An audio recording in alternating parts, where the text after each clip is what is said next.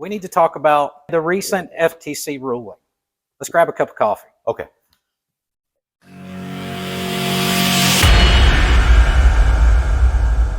So it's my understanding under this new ruling, you can in fact mix and match some aftermarket parts in that upgrade. But what it comes down to is how it's tuned. Yes. Is that correct? So Yes. let me give you an example. So say someone wants one of your 128 or 131 kits or something like that. It is in fact okay for them to use another aftermarket brand of exhaust. It's their choice, yes. They can do that. Yeah. Okay. And it may impact the warranty, but not. It won't red flag. It won't red flag. So what it comes down to is the tune. Yes. That's correct, right? That is where Harley Davidson sees, because Harley Davidson has a higher up on their shoulders of the EPA and the CARB and all that. And the minute you change the tune, you've implicated those that we have to keep stringent control over. Now, the aftermarket exhaust that you put on, if for some reason that comes loose at the heads, whatever, and destroy the heads, that's something on you. Let's just say a customer buys the 131, all right, but he wants the Bub True Duals exhaust system on it. Can he do that? Yes, it's his choice. He can do that. Let's say he likes the new S&S Stealth air cleaner instead of the Harley one. Can he do that? Yeah, it's his choice. He can put it on there. It's when he wants to tune the bike with a different tuner than the Harley EPA CARB approved mapping, that's when things get flagged. Okay. So it's when you're plugging it in, obviously the digital tech isn't saying to the motor company, it has this exhaust on it. Nope. They don't know. Idea. They don't know. And under the new ruling, a customer can do that. Yes. They can mix and match parts. Where the problem comes in is the tune, because that's one of the limitations that we were talking about earlier, because for factory warranty, you have that compliance that you have to stick with. So that tune has to be compliant. Right. And if it's not, that's when the screen comes up, right? Right. Okay. So here's, as an independent shop, well, you too, it's a concern for you as well. So let's say someone has mixed and matched those parts, which they can absolutely do. Okay.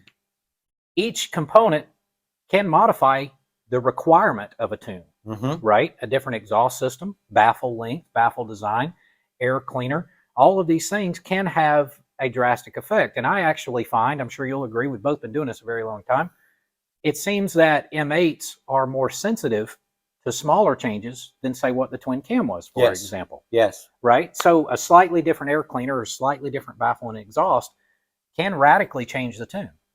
And I even find, oddly enough, riding styles make a big impact. So when we complete an engine, I'll ride it. I do on-street data logging. I want to verify everything. I want to see everything that bike's doing. I can put one of my techs on the bike, and on some combinations, you would almost swear it was a different motorcycle. The way they ride it. With the way they ride it, how quickly they snatch the throttle, that instant burst of acceleration, fuel, all of those things can affect the tune. So where I'm going with all that, you have requirements that you have to stay within. And if a customer having that ability to mix and match those parts, the factory cannot possibly test every combination of part. No. They can't do it, nor should they have to. It's aftermarket parts. They don't have to speak for aftermarket parts necessarily.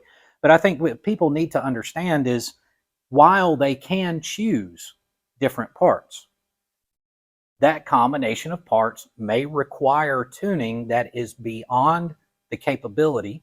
There's the key. We have a limit on how much fuel we can add, what the timing can be changed in the program, because it was designed for Harley products. That ability to change, to tune, is to fine tune, because one Softail is not going to be like the other Softail. They have different stack up tolerances. So we're able to massage a little bit of fuel here or there, lean or up and down on it. You come to me and say, I want to put this True Dual system on it. Will the tuner work with it? I don't know, but 9 times out of 10, no, because I'm going to reach my limit before the exhaust system has its limits. And that puts an enormous amount of responsibility on you as a technician, your parts people, Yep. and someone even selling a bike. Knowing if someone's buying a bike to modify, it puts a great deal of responsibility on them, because having to then know and understand the mechanical variances that come into play with those combination of parts. And there is no way for you to know really that combination of parts, because you can't test everything either. Right. That combination of parts, will it produce a need for tuning outside capability of the street tuner and maintain EPA compliance and all of those, and other live up types to of the things. customer's expectations. Yes. I want this combination to give me more, and possibly at an independent shop with a different tune capabilities, yes, this may come up to your expectations, but I have a limit of what I can do, and I am going to tune it to make it as safe as possible. I don't want a lean area over here. I don't want it to stumble when you're leaving the stop sign and going into an intersection. But you are right that as dealerships, parts people, salesmen selling you the bike, they have to explain. There are limits, and that's why a lot of dealers only do Harley-Davidson parts, because we know it all works together. Is there more potential in the kits that Harley sells? Yes. Right. All right, with different combinations. You have gone through years and years of what works with what to give you this type of thing. And we are kind of behind the eight ball because we can't test and make sure that all these combinations are going to give you this number here. I've learned when I started learning how to dyno tune, you can put the best parts out of the catalog together, but it may not come out of the dyno the way you want. And the internet has really hurt us in that aspect. This shop puts this, and this together, and they have this high number, and everybody says, okay, I want to order all those 3 parts. Your bike is different. And when they are going to post something on the internet, they're going to post the best that they got with that combination. Right, exactly.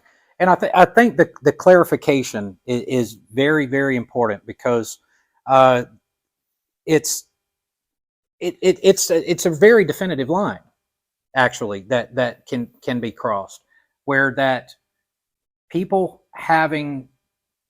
need to understand that this new FTC ruling is not carte blanche. It doesn't mean that you can do anything you want to your motorcycle and you're still covered. Yeah. That's the reality of it. Yes, you have the ability to mix and match other parts, aftermarket parts and everything else.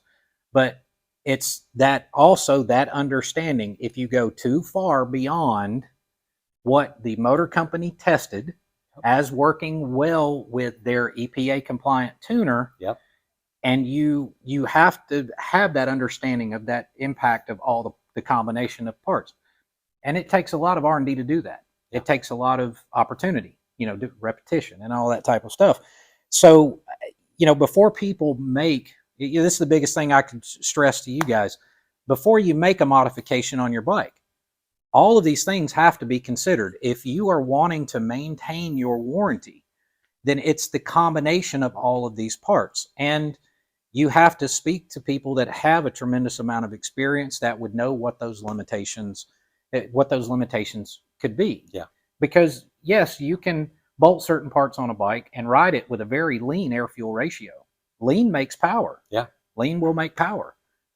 Over rich will make power too, but it's the longevity that we're concerned about as well. So you just have to ask yourself as a consumer, when you're spending all this money, this is a big investment, and then you're adding all of these parts to it. You have to ask yourself, what level of confidence you want in the work that you're performing on the bike over the long term.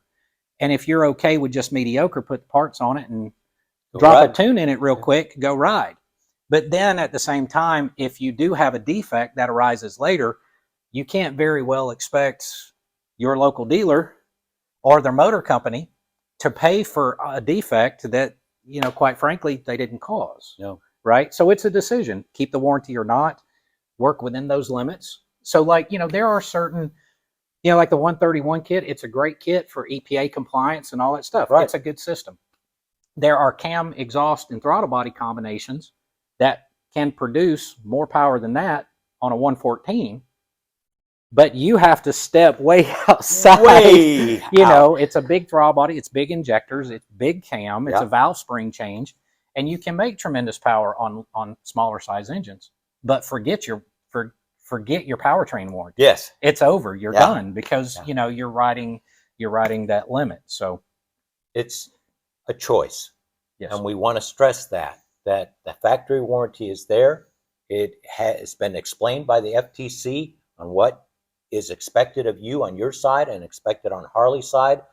But you have the choice to put whatever you want on your motorcycle and accept what is taken out of a powertrain warranty. And we've explained earlier too that, okay, you've made that decision. Powertrain warranty, I'm not concerned about it anymore. Your coverage still has the rest of the bike.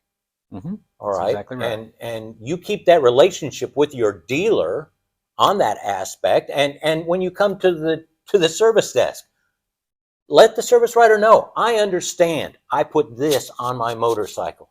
I would like to know, is what broke over here, can it be under the warranty part of Harley Davidson? And we submit it. We're not the ones that make the decision. We take what we have found, we submit it to Harley Davidson, and they say, yeah, that left speaker is really bad. Let's replace it. Had nothing to do with the huge cam. Had nothing to do with it. That we squeezed in this 114. Exactly. And that's part of where that symbiotic relationship Yes. comes in that we talked about in the very first video, right? It would be nice, and you could call me anytime and say, what have you seen with this exhaust combination in maybe one of our SE cams? Yeah. You know, what do you think that our tuner would work with that and give us enough room and all of that sort of thing? It's part of that relationship. And if that customer chooses to step outside of that warranty approved world, right, then, and he has a covered failure on an unassociated part, his radio takes a crap on, Mhm. right? You should be able to call and say, hey, what work has been done on this bike? Hey, no problem, we did this, this, and this. Then you can take care of him on his radio. It's a relationship thing, It is. and that's how it. And it can That's be how a it should be. relationship. Yeah, It doesn't absolutely. need to be dealer versus independent. Working together, we help supply the dream that the customer wants. Absolutely. It makes the market better. It makes the sport better. It keeps people on motorcycles. Yeah. And that's what matters. That's what we want. That's what we want. Thank you for tuning in. This has been quite an experience here at Low Country Harley Davidson. I'm Doc Harley, and this is Kevin Baxter, and he'll sign us out. I like it. Take care of yourselves and each other. Have a good one.